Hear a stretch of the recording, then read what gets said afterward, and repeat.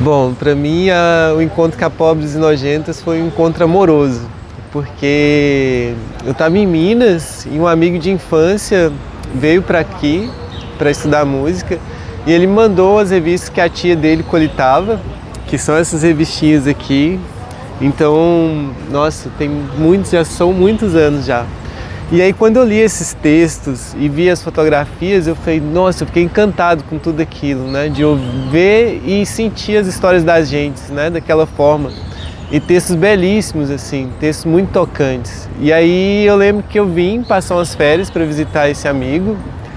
E aí, conversando com a tia dele, que está aqui atrás das câmeras, Elaine Tavares, que é tia do Renato, que é um amigo de infância de Minas.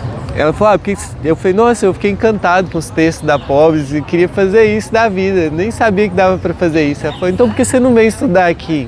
Vem estudar jornalismo, e o Renato estava estudando música. Então eu conheço o jornalismo antes de entrar na universidade pelos textos da Pobres e Nojentas. E lembro que nesse tempo eu voltei para Minas e aí me motivei a escrevi uma crônica que foi publicada inclusive, que é a crônica do seu Zezinho, que era um jardineiro da minha cidade. E aí a emoção de ter um texto publicado, né, numa revista. A ilustração foi da filha da Rosângela Bion, que também é parte da equipe da Pobres. Então aquilo ali foi o início de uma longa trajetória, e uma trajetória assim, que eu tenho muito orgulho assim, de contar, que a Pobres e Nojentas foi a precursora, né, desse caminho.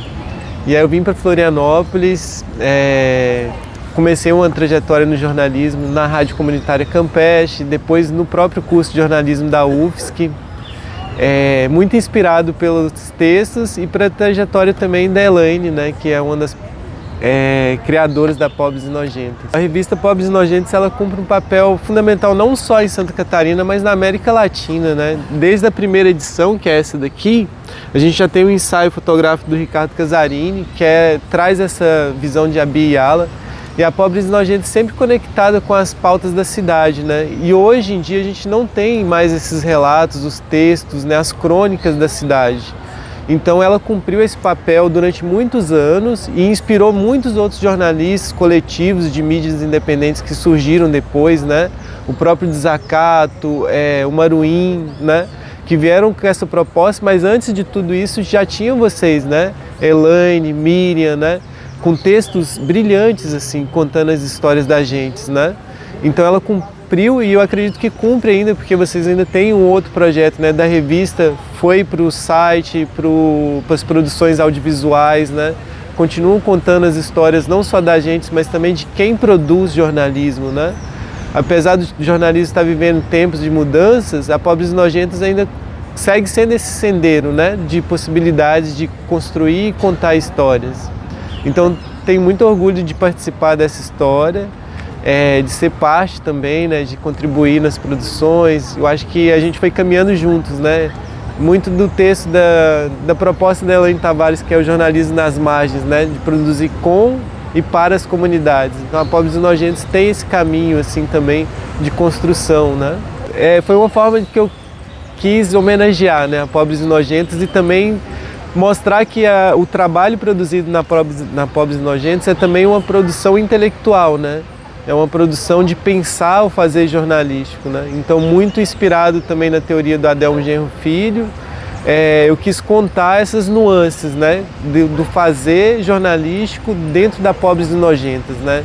Dessa perspectiva do singular, do particular e do universal, né? Que é muito que se encontra nos textos da Pobres. Você falou da questão da importância dos textos locais, né, de Santa Catarina. A Pobres sempre teve muito isso, né? Pegar essa singularidade local, o particular das pessoas que têm e como isso se conecta a todas as lutas e a existência dos povos na América Latina e no mundo, né? Então tem esse trabalho que está registrado, foi meu tema de conclusão de curso, né, da Pobres e Nojentas, foi no departamento de jornalismo da UFSC. Então, para quem quiser conhecer também essa produção, e assim como o meu trabalho, vários outros surgiram também, né? Pensando a Pobres e Nojentas como um pensar e um fazer jornalístico, né? Nossa, eu acho um trabalho extremamente necessário, né? Eu lembro muito do texto do Fahrenheit 451, né, do Ray Bradbury, que é um dos textos assim da literatura que fala sobre a importância da preservação da memória, né? E o subcomandante Marcos, que é uma das lideranças do Exército Zapatista, ele também cita esse livro, né? E eu vejo o trabalho de vocês muito como isso, assim, de manter viva essa memória, né? De quanto é importante, porque em tempos de disseminação massiva de informação, de mentiras via redes sociais, né? Ter uma memória viva, preservada ali, que as pessoas possam acessar, não nesse tempo de imediatismo que é a das redes sociais, né? Mas que possam olhar com calma sobre o que foi feito nesse tempo, eu acredito que é também, daqui a um tempo, pensar um outro futuro possível também, né? Então, para isso, a gente tem que ter essas referências. Então, ter a Pobres e Nojentos como uma referência não só no jornalismo, mas de transformação da realidade, penso que é fundamental esse trabalho de vocês. E que eu também me orgulho de fazer parte também atrás das câmeras.